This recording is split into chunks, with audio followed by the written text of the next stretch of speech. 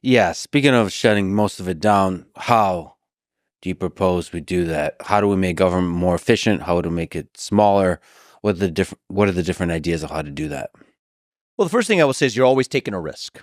Okay, there's no free lunch here, mostly at least. You're always taking a risk. One risk is that you say, I want to reform it gradually. I want to have a grand master plan and get to exactly what the right end state is, and then carefully cut with a chisel, like a work of art, to get there. I don't believe that approach works. I think that's an approach that conservatives have taken for many years. I think it hasn't gotten us very far. And the reason is, if you have like an 8-headed hydra and you cut off one of the heads, it grows right back. The other risk you could take, so that's the risk of not cutting enough.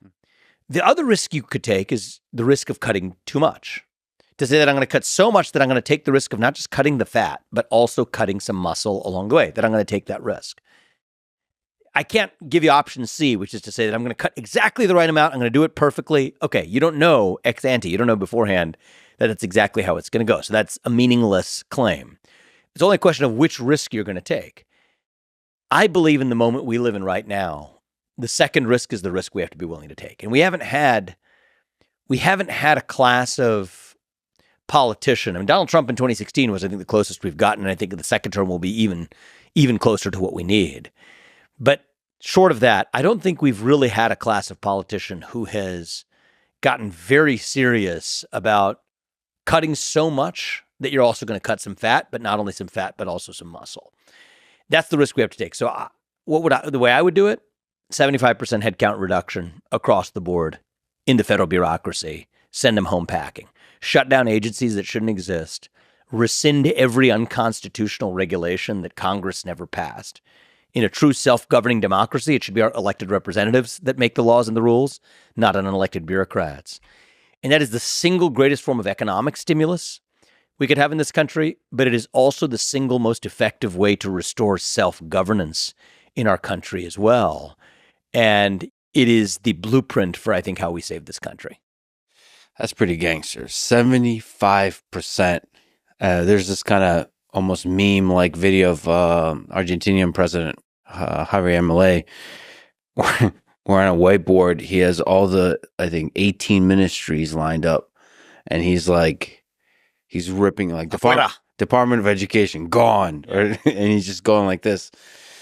Now, the situation in Argentina is pretty dire. Mm-hmm.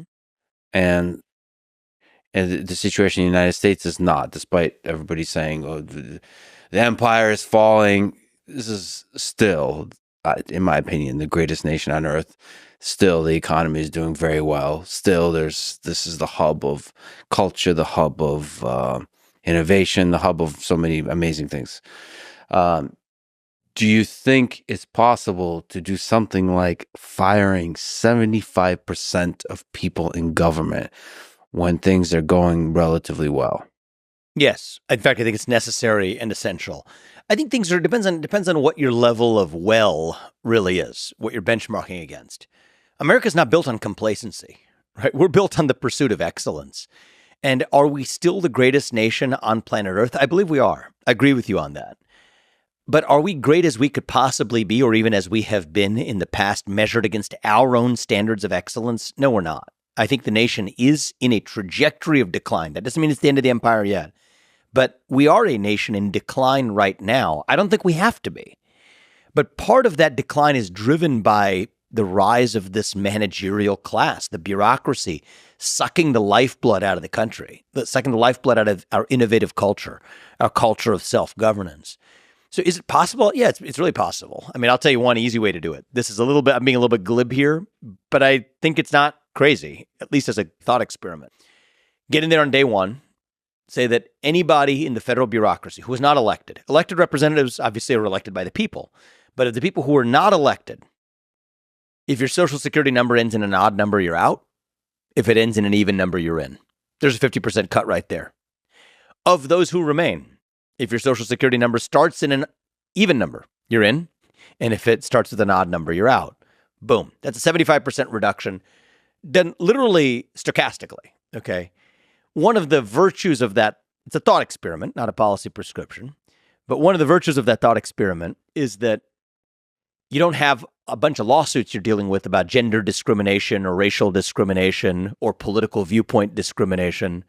Actually, the reality is you've at mass, you didn't bring the chisel, you brought a chainsaw.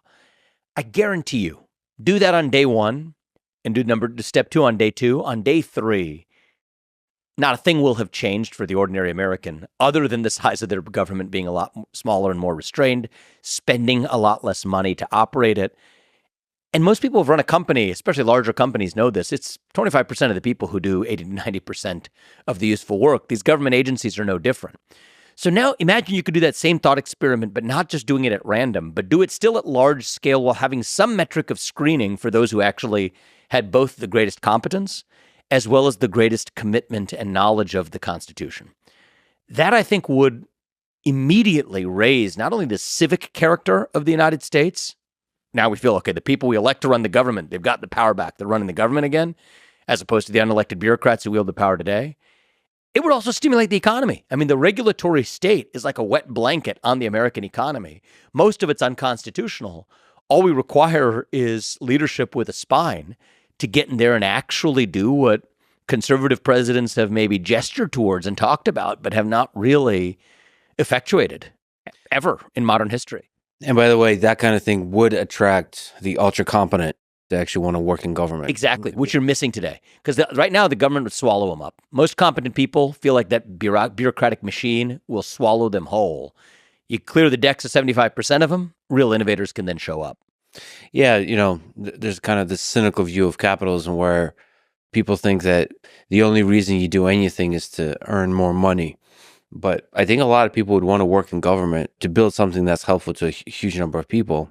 Yeah, well, look, I think there's opportunities for the very best to have large-scale impact in all kinds of different institutions, in our universities, Sure, to K through 12 education, through entrepreneurship. I'm obviously very biased in that regard. I think there's a lot you're able to create that you couldn't create through government. But I do think in the moment that we live in, where our government is as broken as it is and is as responsible for the declining nature of our country, yeah, I think bringing in people who are unafraid, talented, and able to have an impact could make all of the difference. And I agree with you. I don't think actually most people, even most people who say they're motivated by money, I don't think are actually motivated by money. I think most people are driven by a belief that they can do more than they're being permitted to do right now with their skill sets. See, I'll tell you that. So I've run a number of companies, and one of the things that I used to ask when I was, I'm not day-to-day involved in them anymore, but as a CEO, I would ask when I did interviews. And the first company I started at Roivant, like for 4 years in, I mean, company was pretty big by that point. I would still intend on interviewing every candidate before they joined, screening for the culture of that person. And I can talk a lot more about things we did to build that culture. But one of the questions I would always ask them naturally just to start a conversation, it's a pretty basic question, is why did you leave your last job, or why are you leaving your last job? I'll tell you what I didn't hear very often is that I wasn't paid enough, right? And maybe they'd be shy to tell you that during an interview, but there's indirect ways to signal that. That really wasn't at all like even a top 10 reason why people were leaving their job. I'll give you what the number one reason was, is that they felt like they were unable to do the true maximum of what their potential was in their prior role. That's the number one reason people leave their job. And, I think, by the way, I would say that I'm saying that in a self-boastful way that we would attract these people. I think that's also true for most of the people who left the company as well, Roivant, right? And that was true at Roivant, it's true at other companies I've started. I think the number one reason people join companies and the number one people leave companies, whether they've been to join mine or to leave mine in the past, have been that they feel like they're able to do more than they're able to with their skill set than that environment permits them to actually achieve. And so I think that's what people hung for. When we think about capitalism and true free market capitalism, and we used words earlier like meritocracy, it's about building a system, whether it's in a nation or whether it's even within an organization, that allows every individual to flourish and achieve the maximum of their potential. And sometimes it just doesn't match for an organization where, let's say, the mission is here and somebody's skill sets could be really well aligned to a different mission. Then the right answer is it's not a negative thing. It's just that person needs to leave and find their mission somewhere else. But to bring that back to government, I think part of what's happened right now is that the rise of that bureaucracy in so many of these government agencies has actually obfuscated the mission of these agencies. I think if you went to most federal bureaucracies and just asked them, like, what's the mission? I'm just making one up off the top of my head right now. The Department of Health and Human Services. What is the mission of HHS in the United States of America? I doubt somebody who works there, even the person who leads it, could give you a coherent answer to that question. I just heavily doubt it. And you could fill in the blank for, any range of other Department of Commerce. I mean, I just could go straight down the list of each of these other ones. What is the mission of this organization? You can even say it for the U.S. military. What's the purpose of the U.S. military, the Department of Defense? I can give you one. I think it is to win wars, and more importantly, through its strength, to avoid wars. That's it. Well, okay, if that's the mission, then okay, it's not tinkering around and messing around in some foreign conflict where we kind of feel like it sometimes and other ones where we don't. And who decides that? I don't really know, but whoever the people are that decide that, we follow those orders. No, our mission is to protect the United States of America, to win wars, and to avoid wars. Boom. Those three things. What does protecting the United States of America mean? Number one, the homeland of the United States of America and the people who reside there. Okay, that's a clear mission. I mean, the Department of Health and Human Services maybe could be a reasonable mission to say that I want to make America the healthiest country on planet Earth, and we will develop the metrics and meet those metrics. And that's the goal of the Department of HHS, to set policies or at least to implement policies that best achieve that goal. But you can't, and maybe that's the right statement of the mission, maybe it's not. But one of the things that happens is when you're governed by the committee class, it dilutes the sense of mission out of any organization, whether it's a company or a government agency or bureaucracy. And once you've done that, then you lose the ability to attract the best and the brightest, because in order for somebody to achieve the maximum of their potential, they have to know what it's towards. There has to be a mission in the first place. Then you're not getting the best and brightest. You get more from the committee class, and that becomes a self-perpetuating downward spiral. And that is what the blob of the federal bureaucracy really looks like today. Yeah, you said something really profound. At the individual scale of the individual contributor, doer, creator, what happens is you have a certain capacity to do awesome shit. And then there's barriers that come up where you have to wait a little bit. This happens, there's friction always. When humans together are working on something, there's friction. And so the goal of a great company is to minimize that friction, minimize the number of barriers. And what happens is the managerial class, the incentive is to create barriers. That's what it does. I mean, that's just by the nature of a bureaucracy. It creates sand in the gears to slow down whatever the other process was. Is there some room for that somewhere in certain contexts? Sure. It's like a defensive mechanism that's designed to reduce dynamism. But I think when that becomes cancerous in its scope, it then actually kills the host itself, whether that's a school, whether that's a company, whether that's a government. And so the way I think about it, Lex, is there's sort of a balance of distributed power.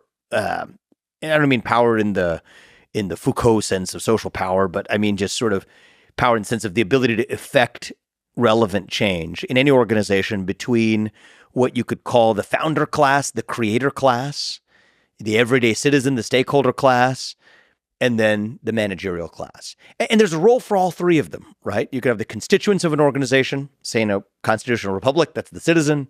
You could have the equivalent of the creator class, the people who create things in that polity. And then you have the bureaucratic class that's designed to administer and serve as a liaison between the two. I'm not denying that there's some role somewhere for people who are in that managerial class. But right now, in this moment in American history, and I think it's been more or less true for the last century, but it's grown, starting with Woodrow Wilson's advent of the modern administrative state, metastasizing through FDR's New Deal and what was required to administer it, blown over and metastasizing further through LBJ's Great Society and everything that's happened since, even aided and abetted by Republican presidents along the way, like Richard Nixon, has created a United States of America where that committee class, both in and outside the government in our culture, wields far too much influence and power relative to the everyday citizen stakeholder and to the creators who are in many ways constrained, hamstrung, shackled in a straitjacket from achieving the maximum of their own potential contributions. And, I certainly feel that myself. I probably identify as being a member of that creator class most closely. It's just what I've done. I create things. And I think we live in an environment in the United States of America where we're still probably the best country on earth. where that creator has that shot. So that's the positive side of it. But one where we are far more constrictive to the creator class than we have been when we've been at our best. And that's what I want to see change.